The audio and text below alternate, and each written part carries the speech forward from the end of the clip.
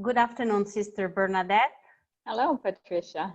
Thank you very much for accepting this interview because we are very excited. Yesterday, the Apostolic Exhortation was launched and published, so I'm sure that many sisters are reading it because we can download it in many languages. So we would like you to ask a comment, but first of all, can you introduce briefly yourself and your work, your congregation? Sure. My name is Sister Bernadette Reis. I am a daughter of St. Paul, originally from the United States, but I like to say I'm a citizen of the world. I happen to be a journalist right now at Vatican News, which is one of the news services of the Vatican Dicastery for Communication. And my work here gave me an interesting vantage point, I would say, on the Synod.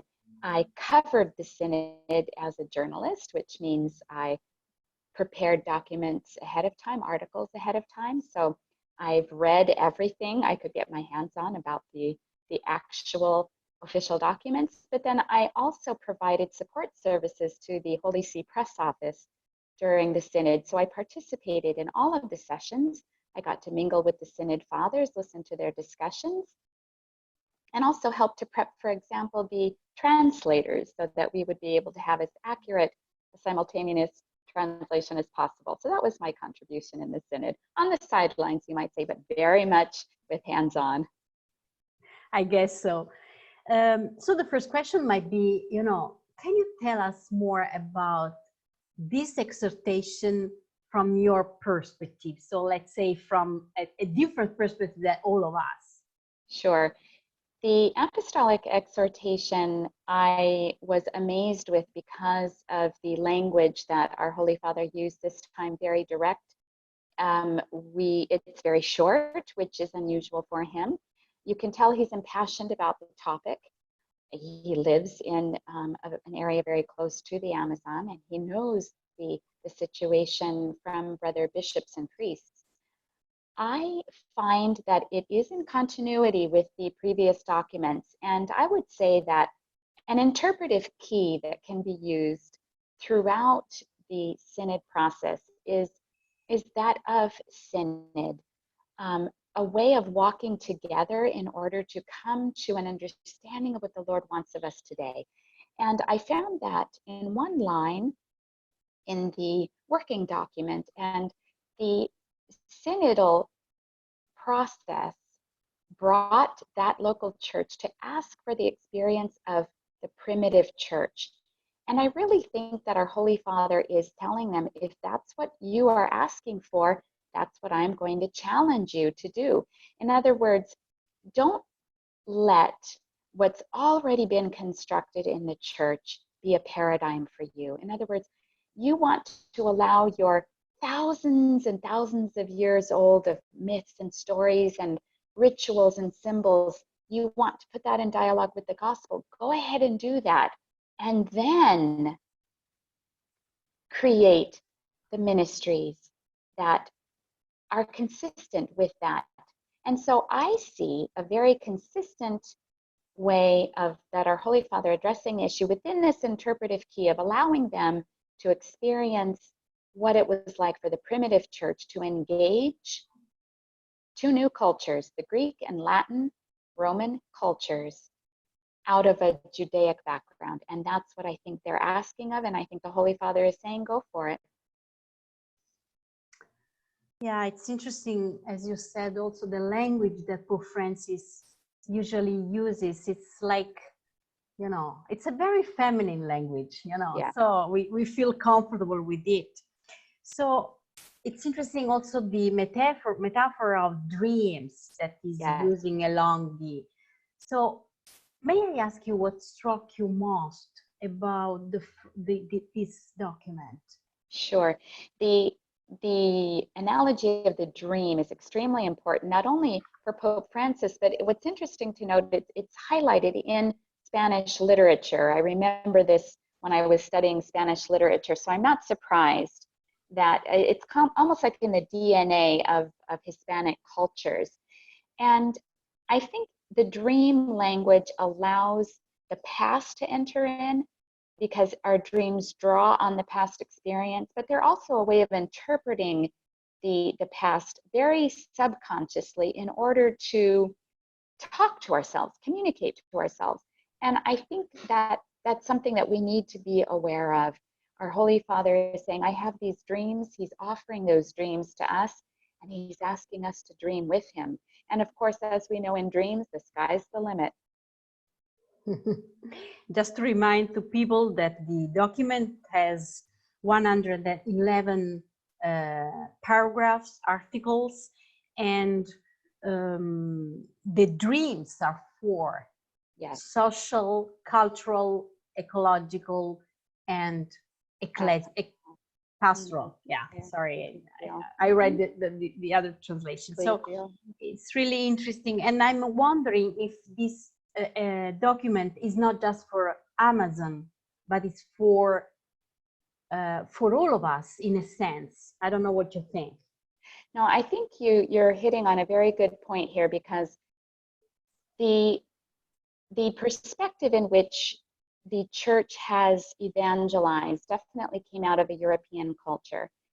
And the problems that we're seeing in the Amazon that may have prompted the synod, there are similar problems. They may not be the same, but every local church has problems.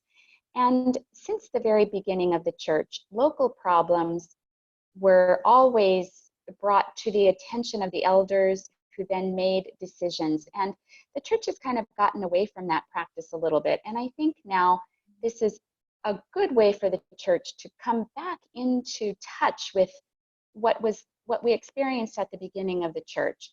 In other words, when there's problems, let's talk about them together as a community and see what the Spirit is inspiring us, first of all, through Scripture.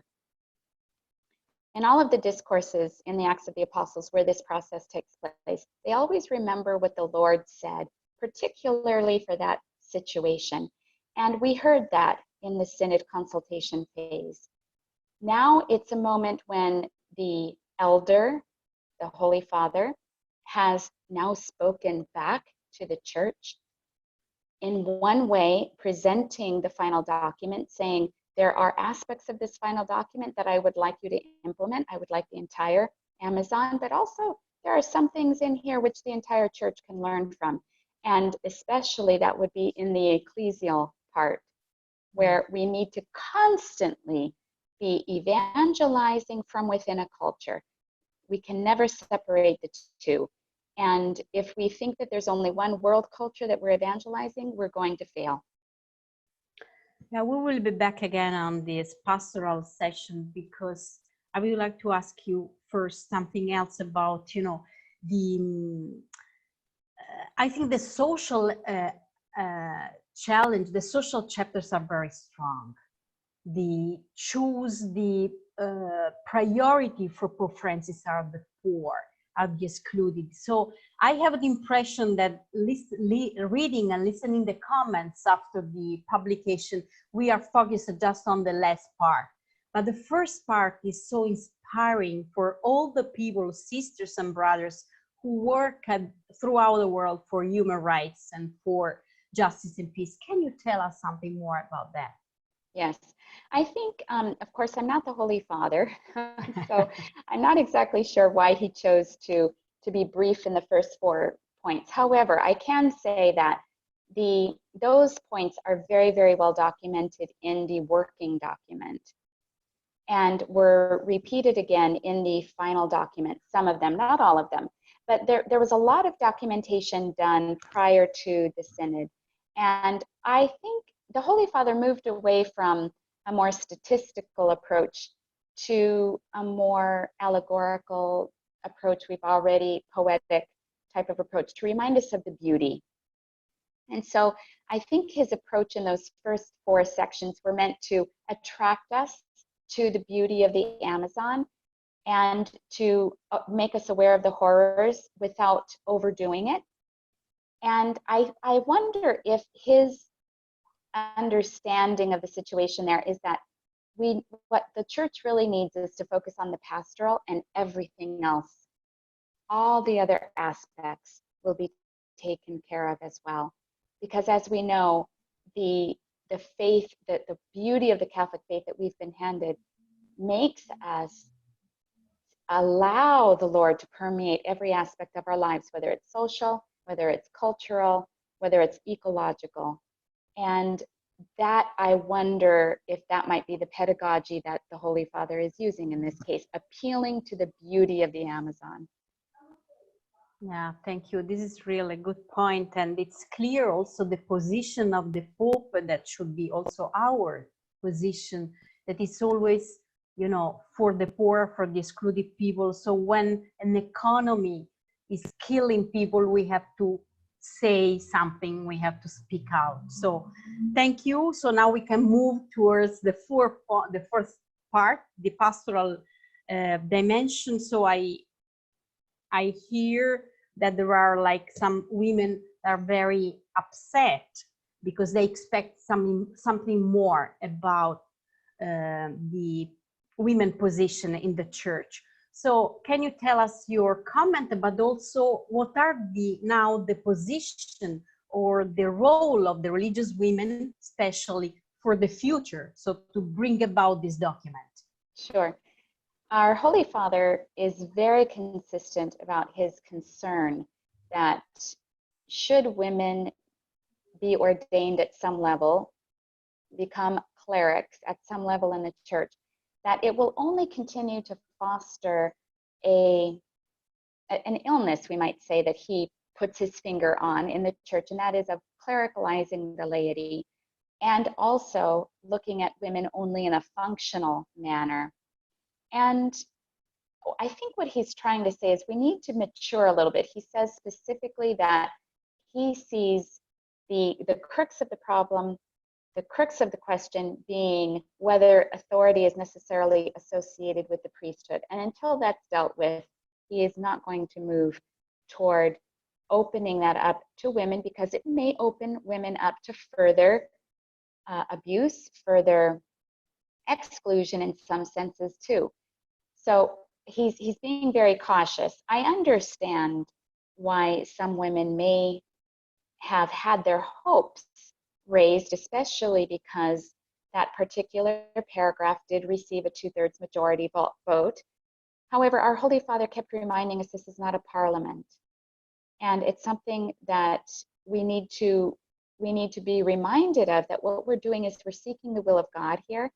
And it's the church's understanding of women and ordination to the diaconate has not matured enough to be able to really understand if the permanent diaconate, as we know it today, can be open to women. And we really want to make sure that that is the will of God and is within the ambit of divine revelation, which comes to us through scripture and tradition before we do that.